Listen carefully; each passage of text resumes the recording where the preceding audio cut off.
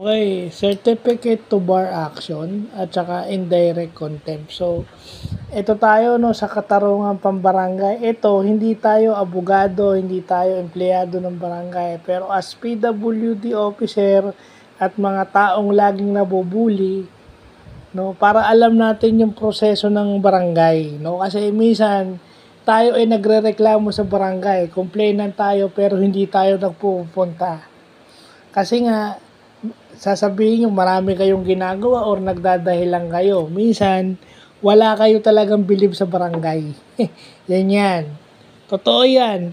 So, pag kayo ay final ng certificate to bar action, ibig sabihin, yung reklamo nyo sa barangay dismissed. Okay? Dismissed na. Alam mo, nireklamo nyo yung kapitbahay nyo. Dismissed na yon. At saka hindi kayo makakapag-file ng case sa korte or sa pang government agency. Ibig sabihin, under the katarungan pambarangay law, yung kasama mo lang sa isang barangay, halimbawa kapitbahay, nakatira sa ibang subdivision pero isang barangay, basta within the barangay, yun yan.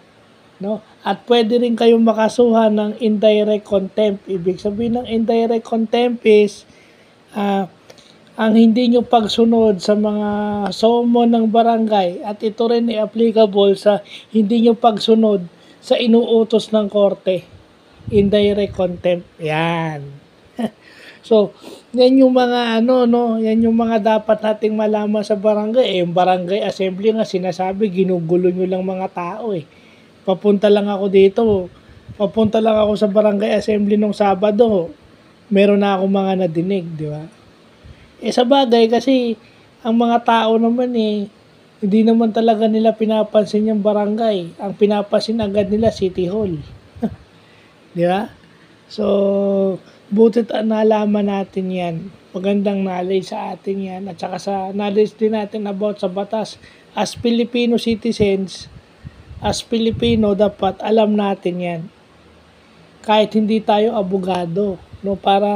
Kasi ignorance of the law o ignorance of yung concept ng law is not an excuse. So, yun lang po.